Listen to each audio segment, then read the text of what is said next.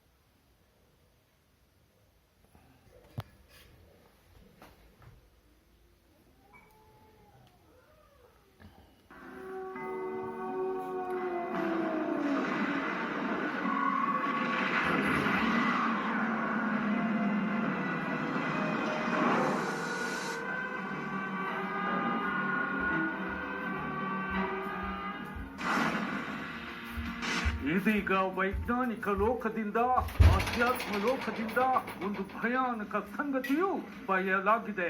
ಆ ಸಂಗತಿಯಾದರೂ ಏನು ಅಂದ್ರೆ, ಭೂಮಿಯ ಮೇಲೆ ಹೆಚ್ಚುತ್ತಿರುವ ವಿಕೋಪಗಳಿಗೆ ಕಾರಣವೇನೆಂಬುದು, ಮುಂದಿನ ಭವಿಷ್ಯ ಏನೆಂಬುದು. ಅಂತಹ ಕಾರಣವೇ, ಅಂತಹ ಭವಿಷ್ಯವೇ ನಮ್ಮ ಇಂದಿನ ಹಿಗು ಉಂಟೆ.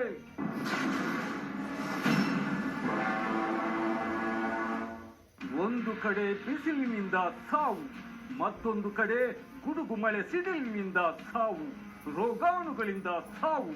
ಇಂತಹ ವೈಪರೀತ್ಯವು ವರ್ಷದಿಂದ ವರ್ಷಕ್ಕೆ ಹೆಚ್ಚುತ್ತಿದೆ. ಏಕೆ?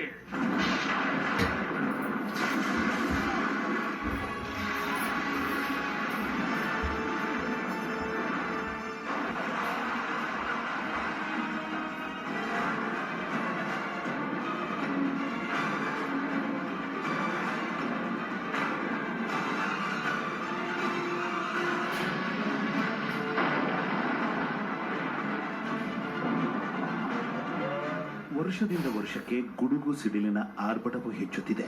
ಮನುಷ್ಯರನ್ನ, ಪ್ರಾಣಿ ಪಕ್ಷಿಗಳನ್ನ ಹೆಚ್ಚಿನ ಸಂಖ್ಯೆಯಲ್ಲಿ ಬಲಿ ಪಡೆಯುತ್ತಿದೆ.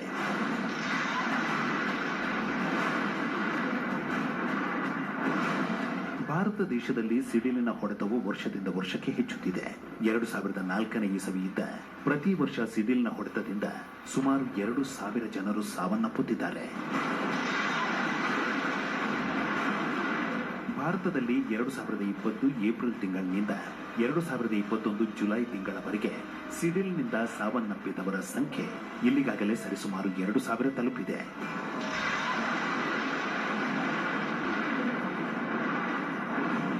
ಇನ್ನು 2019ರಲ್ಲಿ ಭಾರತದಲ್ಲಿ ಸಿಡಿಲಿನಿಂದ ಸಾವನ್ನಪ್ಪಿದವರ ಸಂಖ್ಯೆ 2,876. ಇಂತಹ ಸಿಡಿಲಿನ ಸಾವುಗಳು ಹೆಚ್ಚಿನದಾಗಿ ಉತ್ತರ ಭಾರತದಲ್ಲಿ ಸಂಭವಿಸುತ್ತಿವೆ. ಇನ್ನು ಪ್ರಪಂಚದಾದ್ಯಂತ ಸಿಡಿಲಿನ ಆರ್ಭಟವು ವರ್ಷದಿಂದ ವರ್ಷಕ್ಕೆ ಹೆಚ್ಚುತ್ತಿದೆ. ಸಿಡಿಲಿನ ಸಾವುಗಳು ಹೆಚ್ಚುತ್ತಿವೆ.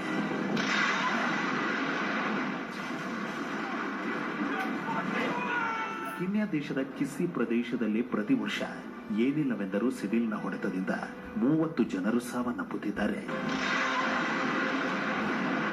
ಇನ್ನು ಸಿಡಿಲಿನ ಹೊಡೆತದ ಜಾಗತಿಕ ಸಮೀಕ್ಷೆಯ ಪ್ರಕಾರ ಸಿಡಿಲಿನಿಂದ ಸಾವನ್ನಪ್ಪುವವರ ಸಂಖ್ಯೆ ಭಾರತ ದೇಶದಲ್ಲೇ ಅತಿ ಹೆಚ್ಚಾಗಿದೆ.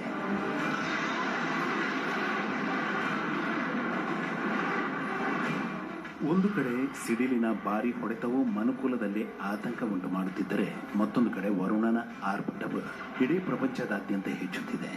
ಮನುಕುಲವನ್ನ ತತ್ತರಿಸುವಂತೆ ಮಾಡುತ್ತಿದೆ. ಜೀವಗಳನ್ನ ಬಲಿ ಪಡೆಯುತ್ತಿದೆ.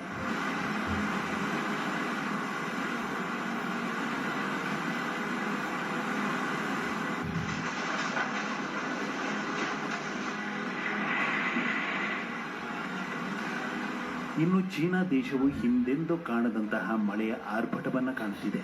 ಪ್ರವಾಹಗಳು ಎಲ್ಲವನ್ನೂ ಕೊಚ್ಚಿಕೊಂಡು ಹೋಗುತ್ತಿವೆ.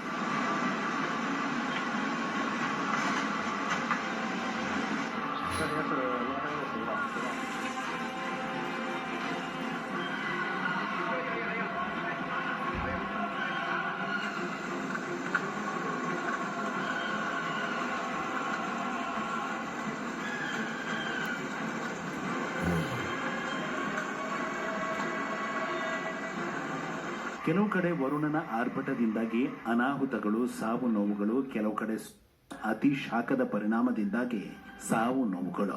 ಕೆನಡಾ, ಅಮೆರಿಕ ದೇಶದಲ್ಲಿ ಸೂರ್ಯನ ಅತಿಯಾದ ಶಾಖದಿಂದ, ಬಿಸಿ ಗಾಳಿಯಿಂದಾಗಿ ಇಲ್ಲಿಗಾಗಲೇ 100 ಜನರು ಸಾವನ್ನಪ್ಪಿದ್ದಾರೆ. ಒಂದು ಕಡೆ ಬೆಂಕಿಯಿಂದ ಅರಣ್ಯಗಳು ನಾಶ, ಮತ್ತೊಂದು ಕಡೆ ಅತಿಯಾದ ಮಳೆಯಿಂದ, ಪ್ರವಾಹಗಳಿಂದ ಅರಣ್ಯಗಳ ನಾಶ.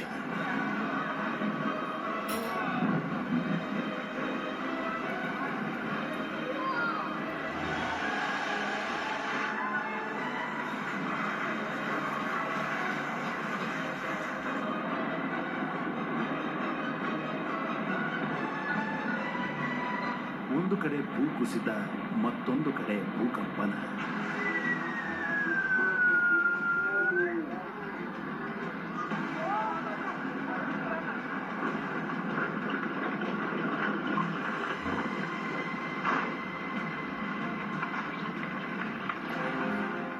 ಒಂದು ಕಡೆ ಗಾಳಿಯಲ್ಲಿ ತೇಲಿ ಬರುವ ರೋಗಾಣುಗಳಿಂದ ಸಾವು ನೋವುಗಳು, ಒಬ್ಬರಿಂದ ಒಬ್ಬರಿಗೆ ಹರಡುವ ವೈರಾಣುಗಳಿಂದ ಸಾವು ನೋವುಗಳು.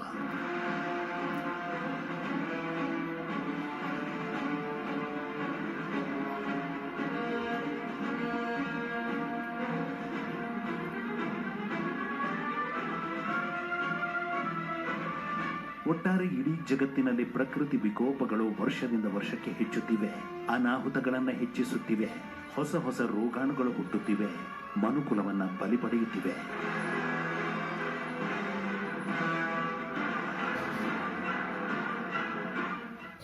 ಹಿಂದೆಂದೂ ಕಾಣದಷ್ಟು ಸಿಡಿಲುಗಳು, ಆಮೇಲೆ ಸಾವಿರಾರು ವರ್ಷದಿಂದ ಕಾಣದೇ ಇರತಕ್ಕಂಥ ಮಳೆ, ಅದು ಪರ್ಟಿಕ್ಯುಲರ್ ಆಗಿ ಇಲ್ಲಿ ರಷ್ಯಾ, ಚೀನಾ, ಆ ಬೆಲ್ಟಲ್ಲಿ. ಆಮೇಲೆ ನೀವು UK ಮತ್ತು ಕೆನಡಾ ಕಡೆ ಹೋದರೆ ಒಂದು ಕಡೆ ಗ್ಲೋಬಲ್, ಒಂದು ಕಡೆ ತುಂಬ ವಾರ್ಮಿಂಗ್ ಹೆಚ್ಚಾಗ್ತಾ ಇದೆ, ಒಂದು ಕಡೆ ಕಾಡುಗಳು ಬೆಂಕಿ ಹತ್ಕೊತಾ ಇದೆ, ಒಂದು ಕಡೆ ಪ್ರವಾಹ, ಭೂಕಂಪ. ಇದು ಸಿಂಪಲ್ ಆಗಿ ಹೇಳ್ಬೇಕಂತಂದ್ರೆ ಪಂಚಭೂತಗಳು ಅಂತ, ಅದು ಯಾವ ಗಳಿಗೆಯಲ್ಲಿ ಹೆಸರಿಟ್ರೋ ಗೊತ್ತಿಲ್ಲ ಅದಕ್ಕೆ. ಅದು ನಿಜವಾಗ್ಲೂ ಆ ಭೂತಗಳು ಅದ್ರ ಪ್ರಭಾವ ತೋರಿಸ್ತಾ ಇದೆ. ಹೇಗೆ ತೋರಿಸ್ತಾ ಇದೆ ಅಂದರೆ, ಗಾಳಿಯಲ್ಲಿ ವೈರಸ್ಸು, ನೀರು ಪ್ರವಾಹ, ಬೆಂಕಿ ಕಾಡಿಗೆ, ವಾರ್ಮಿಂಗ್ ಜಾಸ್ತಿ ಆಗ್ತಾ ಇದೆ, ಭೂಮಿಗಳು ಬಿರುಕು ಬಿಡ್ತಾ ಇದೆ, ಆಕಾಶದಲ್ಲಿ. ಒಟ್ಟಾರೆ ಇಡೀ ಜಗತ್ತಿನಲ್ಲಿ ಇಂತಹ ಅವಘಡಗಳು ಏತಕ್ಕಾಗಿ ಹೆಚ್ಚುತ್ತಿವೆ ಎಂಬ ಪ್ರಶ್ನೆಗಳಿಗೆ ಇದೀಗ ವೈಜ್ಞಾನಿಕ ವಲಯದಿಂದ, ಜ್ಯೋತಿಷ್ಯ ವಲಯದಿಂದ ಸಿಗುತ್ತಿರುವಂತಹ ಉತ್ತರವಾದ್ರೂ ಏನು ಅಂದ್ರೆ, ಅಂದು ಪ್ರಕೃತಿಯು ಹೇಗೆ ನಾಶವಾಯಿತೋ, ಅಂದು ಹೇಗೆ ಜೀವ ಸಂಕುಲವು ನಾಶವಾಯಿತೋ, ಹಾಗೆಯೇ ಈ ಬಾರಿಯೂ ಆಗಲಿದೆ ಎಂಬುದು.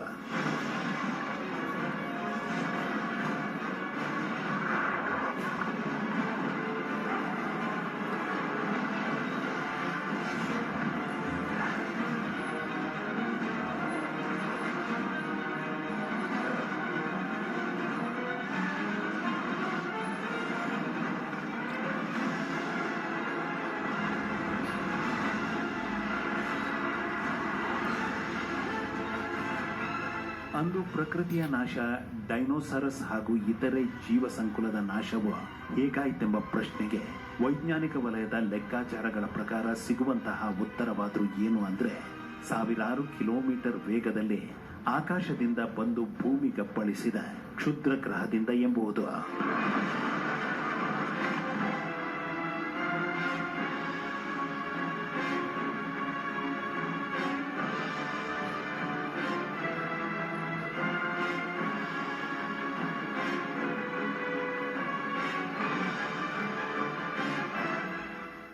ಕೋಟ್ಯಾಂತರ ವರ್ಷಗಳಿಗೊಂದ್ಸತಿ ಈ ರೀತಿಯಾದಂಥದ್ದು ಇನ್ಸಿಡೆಂಟ್ಸ್ ನಡೀತಾನೆ ಇರುತ್ತೆ. ಈ ಹಿಂದೆ ಕೋಟ್ಯಾಂತರ ವರ್ಷಗಳ ಹಿಂದೆ ಉಲ್ಕಾಪಾತ ಆಗಿ ಕ್ಷುದ್ರ ಗ್ರಹಗಳು ಭೂಮಿಗೆ ಅಪ್ಪಳಿಸಿ ಡೈನೋಸಾರ್ ಸಂತತಿಗಳೆಲ್ಲ ಹೋಯ್ತು ಅಂತ ನಮಗೆ ಸಂಶೋಧನಾಕಾರರು ಅವರೆಲ್ಲ ಹೇಳೋವಂಥದ್ದು. ಮುಂದೊಂದು ದಿನ ಭಾರಿ ಗಾತ್ರದ ಕ್ಷುದ್ರ ಗ್ರಹ ಭೂಮಿಗೆ ಅಪ್ಪಳಿಸುತ್ತೆ. ಪ್ರಕೃತಿಯು ನಾಶವಾಗುತ್ತೆ, ಜೀವ ಸಂಕುಲವು ನಾಶವಾಗುತ್ತೆಂದು ಇಲ್ಲಿಗಾಗಲೇ ಬಹಳಷ್ಟು ಖಗೋಳ ಶಾಸ್ತ್ರಜ್ಞರು, ತತ್ವಜ್ಞಾನಿಗಳು ಹೇಳಿದ್ದಾರೆ. ಆದರೆ ಇದೀಗ ಪ್ರಪಂಚದಲ್ಲಿ ಹೆಚ್ಚುತ್ತಿರುವ ಪ್ರಕೃತಿ ವಿಕೋಪಗಳಿಗೆ ಕಾರಣವೇನೆಂಬ ಪ್ರಶ್ನೆಗಳಿಗೆ ಸಿಗುತ್ತಿರುವಂತಹ ಉತ್ತರ ಅದೇ ಕ್ಷುದ್ರ ಗ್ರಹ ಎಂಬುದು. ಹುಣ್ಣಿಮೆಯಂದು ಭೂಮಿಗೆ ಸಮೀಪಕ್ಕೆ ಬಂದಂತಹ ಆ ಕ್ಷುದ್ರ ಗ್ರಹದಿಂದಲೇ ಪ್ರಕೃತಿ ವಿಕೋಪಗಳು ಹೆಚ್ಚಿದವೆಂಬುದು.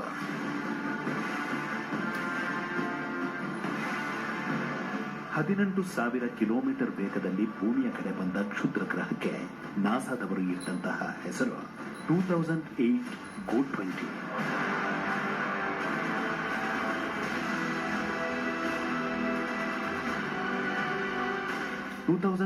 GOAT 20 ಎಂಬ ಕ್ಷುದ್ರ ಗ್ರಹವು ಮೊನ್ನೆಯ ಹುಣ್ಣಿಮೆಯ ದಿನದಂದು ಭೂಮಿಗೆ ಸಮೀಪದಲ್ಲೇ ಹಾದು ಹೋಗಿದೆ. ಅದರ ವೇಗದಿಂದ, ಅದರ ಘರ್ಷಣೆಯಿಂದ ಸೌರ ಮಂಡಲದಲ್ಲಿ ನಾನಾ ಬದಲಾವಣೆಗಳು, ವೈಪರೀತ್ಯಗಳಾಗಿವೆ. ಅಂತಹ ವೈಪರೀತ್ಯಗಳು ಭೂಗ್ರಹದ ಮೇಲೂ ಪರಿಣಾಮ ಉಂಟು ಮಾಡಿವೆ. ಅಂತಹ ಪರಿಣಾಮದಿಂದಲೇ ಭೂಗ್ರಹದಲ್ಲಿ ಪ್ರಕೃತಿ ವಿಕೋಪಗಳು ಹೆಚ್ಚಿವೆ, ಹವಾಮಾನದಲ್ಲಿ ಬದಲಾವಣೆಯಾಗಿದೆ, ಸೂರ್ಯನ ತಾಪವು ಹೆಚ್ಚಾಗಿದೆ ಎಂಬ ಮಾತು ಜ್ಯೋತಿಷಿ ವಾಸ್ತು ಹರೀಶ್ ರವರದ್ದು.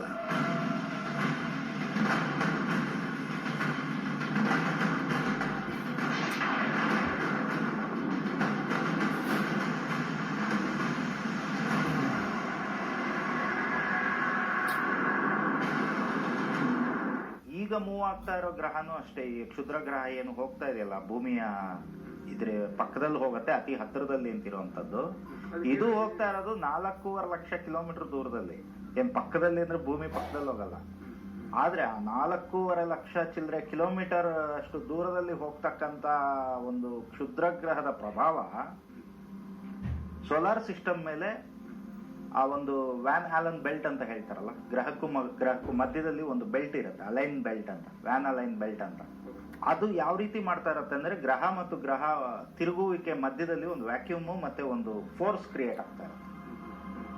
ಈ ತರದ್ದು ಕ್ಷುದ್ರ ಗ್ರಹಗಳು ಯಾವ್ದಾದ್ರು ದೊಡ್ಡ ಗಾತ್ರದಲ್ಲಿ ಇರತಕ್ಕಂಥದ್ದು ಮೂವ್ ಆದಾಗ ಆ ವ್ಯಾಕ್ಯೂಮ್ ಅಲ್ಲಿ ಒಂದು ಮೈಕ್ರೋ ಲೆವೆಲ್ ಅಲ್ಲಿ ಒಂದು ಬದಲಾವಣೆ, ಏನೋ ಒಂದು ಕ್ರಿಯೇಟ್ ಆಗುತ್ತೆ, ಒಂದು ಡಿಸ್ಟರ್ಬೆನ್ಸ್. ಅದು ಅಲ್ಲಿ ಕ್ರಿಯೇಟ್ ಆಗುವಂಥದ್ದು ಅಲೆ ಅಲೆ ಅಲೆ ಅಲೆ ಆಗಿ ಅದು ಸೌರ ಮಂಡಲದಲ್ಲಿ ಅದು ಪ್ರಭಾವ ಇದ್ದೇ ಇರುತ್ತೆ. ಹೌದು, ಇವಾಗ ಒಂದು ಸಮುದ್ರದ ಮಧ್ಯದಲ್ಲಿ ಯಾವ್ದೋ ದೊಡ್ಡ ಗಾತ್ರದ್ದು ಏನೋ ಒಂದು ಬಿದ್ದಾಗ ಸುನಾಮಿನೇ ಹೇಳತ್ತಲ್ಲ, ಆ ಪದರಗಳಲ್ಲಿ ಇದೇನಿರುತ್ತೆ ಪದರಗಳು, ಭೂ ಪದರಗಳು, ಅವುಗಳ ಒಳಗಡೆ ಒಂಚೂರು ಶೇಕ್ ಆದ್ರೇನೆ ಸುನಾಮಿಗಳು ಬಂದು ಏನಾಯ್ತು ಕಣ್ಮುಂದೆ ನಾವು ನೋಡಿದ್ವಿ. ಸೊ ಆ ತರದ್ದು ದಿಗಂತದಲ್ಲಿ ಆದಾಗ ಆ ಒಂದು ಆಸ್ಟ್ರೋ ಪ್ಲಾನೆಟ್ಸ್ ಏನಿರತ್ತಲ್ಲ ಅವುಗಳ ಮೇಲೆ ಅದರ ಪ್ರಭಾವ ಅಂತೂ ಇದ್ದೇ ಇರುತ್ತೆ. ಅದು ಭೂಮಿ ಮೇಲೆ ಆಗ್ಬೋದು ಅಥವಾ ಚಂದ್ರನ ಮೇಲೆ ಆಗ್ಬೋದು, ಆ ಫೋರ್ಸ್ ಅನ್ನುವಂಥದ್ದು ಇದ್ದೇ ಇರುತ್ತೆ. ಈಗ ನಿಮ್ಗೆ ಬಹುಶಃ ಈಗ ಅದು ಹತ್ತಿರಕ್ಕೆ ಬಂದು ಅದ್ರ ಮೂವ್ಮೆಂಟ್ ಹತ್ತಿರದಲ್ಲಿ ಇರೋದ್ರಿಂದ ಹಿಂದೆಂದೂ ಕಾಣದಷ್ಟು ಸಿಡಿಲುಗಳು, ಆಮೇಲೆ ಸಾವಿರಾರು ವರ್ಷದಿಂದ ಕಾಣದೇ ಇರತಕ್ಕಂಥ ಮಳೆ.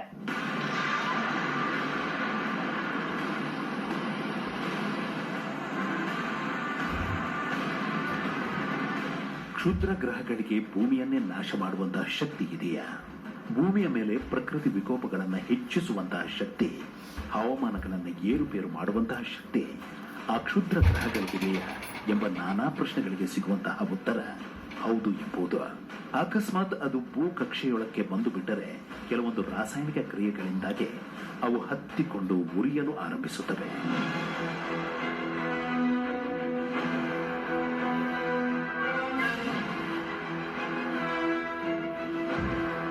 ಅಕಸ್ಮಾತ್ ದೊಡ್ಡದೊಂದು ಕ್ಷುದ್ರ ಗ್ರಹವು ಭೂಮಿಗೆ ಅಪ್ಪಳಿಸಿದರೆ ಭೂಮಿ ಉಳಿಯೋದಿಲ್ಲ, ಜೀವ ಸಂಕುಲವೂ ಉಳಿಯೋದಿಲ್ಲ ಎಂಬ ಮಾತು ವೈಜ್ಞಾನಿಕ ವಲಯದ್ದಾಗಿದೆ.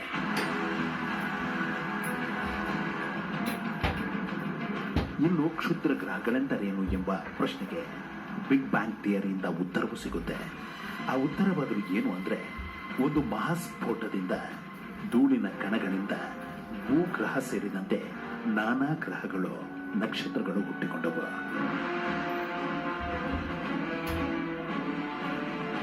ಒಂದು ಮಹಾಸ್ಫೋಟದಿಂದ ಗ್ರಹಗಳು, ನಕ್ಷತ್ರಗಳು ಹುಟ್ಟಿಕೊಂಡವು. ಅಂತಹ ಮಹಾಸ್ಫೋಟದಿಂದ ಗ್ರಹಗಳಾಗದೆ, ನಕ್ಷತ್ರಗಳಾಗದೆ ಉಳಿದುಕೊಂಡ ಕಲ್ಲಿನ ಉಂಡೆಗಳೇ ಕ್ಷುದ್ರ ಗ್ರಹಗಳ.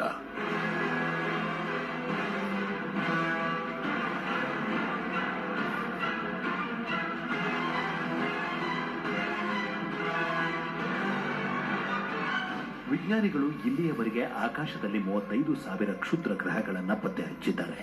ಇಲ್ಲಿಗಾಗಲೇ ಕೆಲವೊಂದು ಕ್ಷುದ್ರ ಗ್ರಹಗಳು ಭೂಮಿಯ ಕಕ್ಷೆಯೊಳಕ್ಕೆ ನುಗ್ಗಿ ಭೂಮಿಗಪ್ಪಳಿಸಿದ ಉದಾಹರಣೆಗಳನ್ನ ವಿಜ್ಞಾನಿಗಳು ನೀಡಿದ್ದಾರೆ. 2 ಬಿಲಿಯನ್ ವರ್ಷಗಳ ಹಿಂದೆ 80 ಮೀಟರ್ ಸುತ್ತಳತೆ ಇರುವ ಕ್ಷುದ್ರ ಗ್ರಹ ಒಂದು ಸೌತ್ ಆಫ್ರಿಕಾದ ಪ್ರೀಸ್ಟೇಟ್ ಎಂಬ ಪ್ರದೇಶದಲ್ಲಿ ಬಿದ್ದ ಪರಿಣಾಮ ಸುಮಾರು 3,000 ಕಿಲೋಮೀಟರ್ ಪ್ರದೇಶವು ಸುಟ್ಟು ಭಸ್ಮವಾಯಿತು.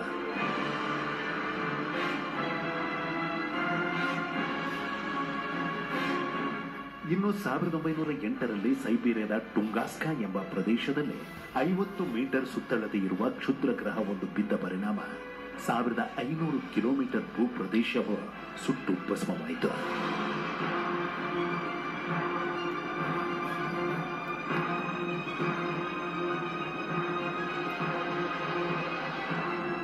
ಇನ್ನು ಕೆಲ ಚಿಕ್ಕ ಚಿಕ್ಕ ಕ್ಷುದ್ರ ಗ್ರಹಗಳು ಭೂಮಿಗಪ್ಪಳಿಸಿದ ಪರಿಣಾಮ ಆ ಪ್ರದೇಶದಲ್ಲಿ ಭಾರೀ ಹಳ್ಳಗಳು ಸೃಷ್ಟಿಯಾಗಿರುವುದನ್ನ ನಾವು ಕಣ್ಣಾರೆ ನೋಡಬಹುದು.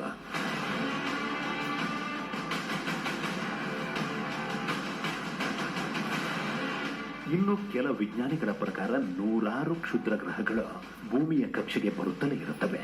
ಹಾಗೆ ಭೂಕಕ್ಷೆಯನ್ನ ಸೇರುವ ಕ್ಷುದ್ರ ಗ್ರಹಗಳು ಘರ್ಷಣೆಯಿಂದಾಗಿ ರಾಸಾಯನಿಕ ಕ್ರಿಯೆಯಿಂದಾಗಿ ಸುಟ್ಟು ಭಸ್ಮವಾಗುತ್ತವೆ. ಹಾಗೆ ಸುಟ್ಟು ಭಸ್ಮವಾಗುವ ಕ್ರಿಯೆಯಿಂದಾಗಿ ವಾತಾವರಣದಲ್ಲಿ ವೈಪರೀತ್ಯಗಳು ಉಂಟಾಗುತ್ತವೆ. ಅಂತಹ ವೈಪರೀತ್ಯದಿಂದಲೇ ವರ್ಷದಿಂದ ವರ್ಷಕ್ಕೆ ಪ್ರಕೃತಿಯಲ್ಲಿ ವಿಕೋಪಗಳು ಹೆಚ್ಚುತ್ತಿವೆ ಎಂಬುದು.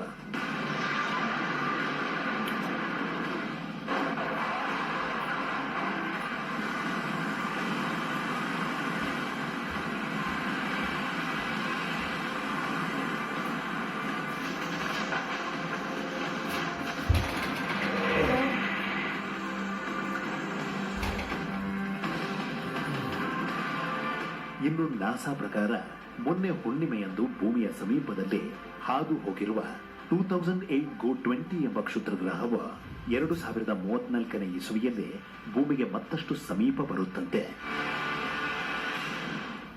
ಅಂತಾರಾಷ್ಟ್ರೀಯ ಬಾಹ್ಯಾಕಾಶ ಸಂಶೋಧನಾ ಸಂಸ್ಥೆಗಳು ಅದಕ್ಕೆ GO-20 ಅಂತ ಹೆಸರಿಟ್ಕೊಂಡಿದ್ದಾರೆ. 2008 ಇದು ಒಂದು ಅಬ್ಸರ್ವೇಷನ್ ಬಂದಿತ್ತಂತೆ. ಇದು ಒಂದೊಂದು ಸರ್ತಿಗೂ ಅದು ಮೂಮೆಂಟ್ ರೌಂಡ್ ಹೊಡಿತಾ ಹತ್ರಕ್ಕೆ ಬರ್ತಾ ಇದೆ. ಅಂದ್ರೆ ಈಗ ಏನು 4 ಲಕ್ಷ ಚಿಲ್ಲರೆ ಕಿಲೋಮೀಟರ್ಗಳಷ್ಟು ದೂರ ಇದೆ ಅಂತ ಹೇಳೋದಲ್ಲ. ಮತ್ತೆ ಈಗ 2021ನಲ್ಲಿ ಜುಲೈ 25ಕ್ಕೆ ಭೂಮಿಯ ಹತ್ರಕ್ಕೆ ಸಮೀಪಕ್ಕೆ ಬಂದು ಹೋಗುತ್ತೆ ಅಂತ ಹೇಳ್ತಾ ಇದ್ದಾರೆ. ಮತ್ತೆ 2034 ಮತ್ತೆ ಅದು ರಿಪೀಟ್ ಆಗುತ್ತೆ ಅಂತ ಹೇಳ್ತಾ ಇದ್ದಾರೆ. ಬಟ್ ಕಕ್ಷೆಯಲ್ಲಿರತ್ತೆ. ಮುಂದೊಂದು ದಿನ ಭಾರೀ ಕ್ಷುದ್ರ ಗ್ರಹವು ಭೂಮಿಗೆ ಅಪ್ಪಳಿಸಲಿದೆ. ಪ್ರಕೃತಿ ನಾಶವಾಗಲಿದೆ, ಜೀವ ಸಂಕುಲವು ನಾಶವಾಗಲಿದೆ ಎಂಬ ಮಾತಿಗೂ ಇದೀಗ ನಾಸಾ ಹೇಳುತ್ತಿರುವ 2034ನೇ ಇಸವಿಗೂ ಏನಾದರೂ ನಂಟಿದೆಯಾ? 2034ನೇ ಇಸವಿಯಲ್ಲಿ ಯುಗಾಂತ್ಯವಾಗುವುದಾ ಎಂಬ ಪ್ರಶ್ನೆಗಳಿಗೆ ವೀರ ಬ್ರಹ್ಮೇಂದ್ರ ಸ್ವಾಮಿಗಳ ಕಾಲಜ್ಞಾನವು ಉತ್ತರವನ್ನು ನೀಡುತ್ತಿದೆ.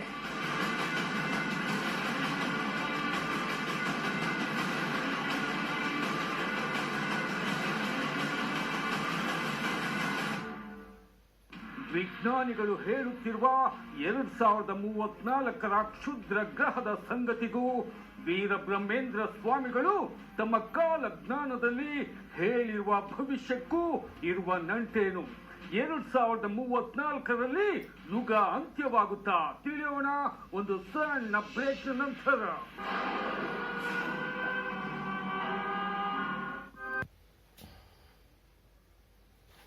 ಇರೋದೇನು? ವೀರ ಬ್ರಹ್ಮೇಂದ್ರ ಸ್ವಾಮಿಗಳ ಭವಿಷ್ಯವೇನು?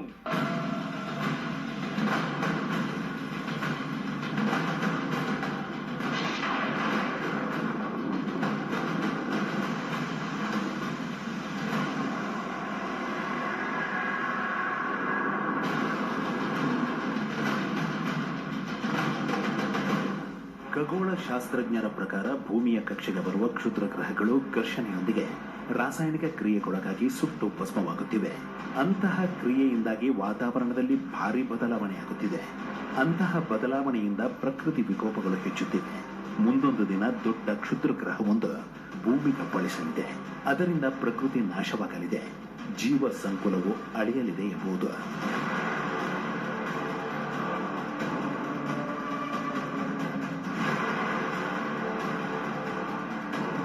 ಇನ್ನು ಮೊನ್ನೆ ಹುಣ್ಣಿಮೆಯಂದು ಭೂಮಿಗೆ ಸಮೀಪದಲ್ಲಿ ಹಾದು ಹೋಗಿರುವ ಕ್ಷುದ್ರ ಗ್ರಹವ 2034 ಇಸವಿಯಲ್ಲಿ ಭೂಮಿಯ ಸಮೀಪಕ್ಕೆ ಬರುತ್ತೆ. ಅದರ ಬಗ್ಗೆ ನಾವು ಗಮನವಿಟ್ಟಿದ್ದೇವೆಂದು ಅಮೆರಿಕದ ನಾಸಾ ಹೇಳಿದೆ. ಹಾಗೆ 2034ರಲ್ಲಿ ಭೂಮಿಯ ಸಮೀಪಕ್ಕೆ ಬರುತ್ತಿರುವ ಕ್ಷುದ್ರ ಗ್ರಹದಿಂದ ತೊಂದರೆ ಕಾದಿದೆಯಾ? ಆ ಕ್ಷುದ್ರ ಗ್ರಹವು ಭೂಮಿಗೆ ಅಪ್ಪಳಿಸಲಿದೆಯಾ? ಆ ಮೂಲಕ ಯುಗದ ಅಂತ್ಯವಾಗುತ್ತೆ ಎಂಬ ಪ್ರಶ್ನೆಗಳು, ವಿಷಯಗಳು ಇದೀಗ ಇಡೀ ಜಗತ್ತಿನಲ್ಲಿ ಚರ್ಚೆಯಾಗುತ್ತಿವೆ.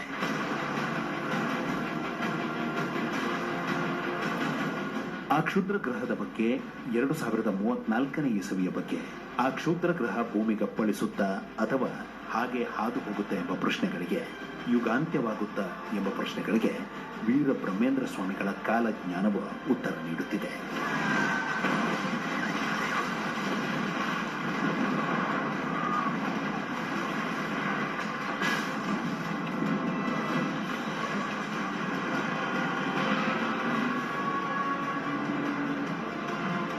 ವೀರ ಬ್ರಹ್ಮೇಂದ್ರ ಸ್ವಾಮಿಗಳು ಕಾಲಜ್ಞಾನದಲ್ಲಿ ನುಡಿದಿರುವ ಭವಿಷ್ಯದ ಪ್ರಕಾರ 2034 ಇಸವಿಯಲ್ಲಿ ಯುಗಾಂತ್ಯವಾಗುತ್ತೆಂಬುದು, ಪ್ರಪಂಚದಲ್ಲಿನ ಜನಸಂಖ್ಯೆಯು ಅರ್ಧದಷ್ಟಾಗುತ್ತೆಂಬುದು, ಹೊಸ ಯುಗವು ಆರಂಭವಾಗುತ್ತೆಂಬುದು.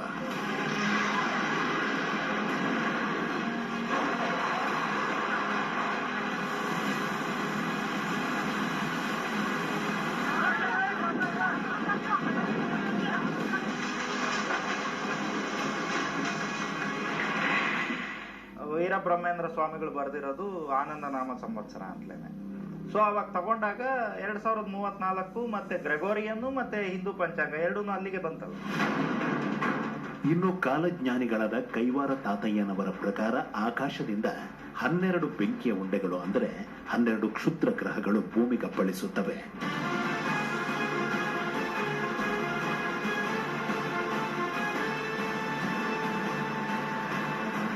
ಅಂತಹ ಬೆಂಕಿಯ ಕ್ಷುದ್ರ ಗ್ರಹಗಳು ಭೂಮಿಗೆ ಬಿದ್ದ ಮೇಲೆ ಭೂಮಿಯ ಮೇಲೆ ಸುನಾಮಿಗಳು ಅತಿಯಾಗಿ ಬಿಡುತ್ತವೆ.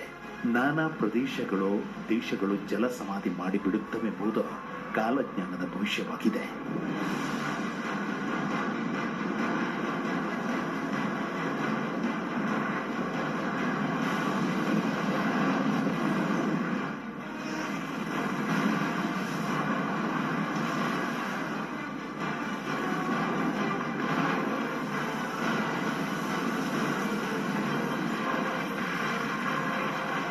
ವಿಜ್ಞಾನಿಗಳ ಪ್ರಕಾರ ಕ್ಷುದ್ರ ಗ್ರಹಗಳ ಘರ್ಷಣೆಯಿಂದ ಹವಾಮಾನದಲ್ಲಿ ಭಾರಿ ಬದಲಾವಣೆಯಾಗುತ್ತಿದೆ. ಆದ್ದರಿಂದ ಪ್ರಕೃತಿ ವಿಕೋಪಗಳು ಹೆಚ್ಚುತ್ತಿವೆ. ಇನ್ನು ಕೆಲ ತತ್ವಜ್ಞಾನಿಗಳ ಪ್ರಕಾರ ಮುಂದೊಂದು ದಿನ ಭಾರಿ ಕ್ಷುದ್ರ ಗ್ರಹವು ಭೂಮಿಗಪ್ಪಳಿಸುವ ಮೂಲಕ ಈ ಹಿಂದೆ ಡೈನೋಸರಸ್ ಯುಗ ಕೊನೆಯಾದಂತೆ ಈ ಯುಗವು ಕೊನೆಯಾಗಬಹುದು.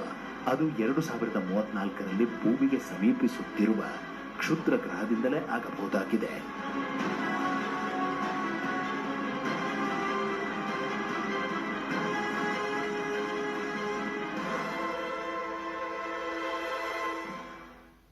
ನಾಸಾ ವಿಜ್ಞಾನಿಗಳ ಪ್ರಕಾರ 2034ರಲ್ಲಿ ಆ ಒಂದು ಕ್ಷುದ್ರ ಗ್ರಹ ಭೂಮಿಗೆ ಹತ್ತಿರ ಬರುತ್ತೆ. ಕಾಲಜ್ಞಾನಿಗಳ ಪ್ರಕಾರ 2034ರಲ್ಲಿ ಯುಗಾಂತ್ಯವಾಗುತ್ತೆ, ಹೊಸ ಯುಗ ಆರಂಭವಾಗುತ್ತೆ. ಇಂತಹ ಹಲವು ಸಂಗತಿಗಳ ನಡುವೆ ನಮ್ಮನ್ನ ಕಾಡುವಂತಹ ಕಟ್ಟ ಕಡೆಯ ಪ್ರಶ್ನೆ ಹೀಗೂ ಉಂಟೆ.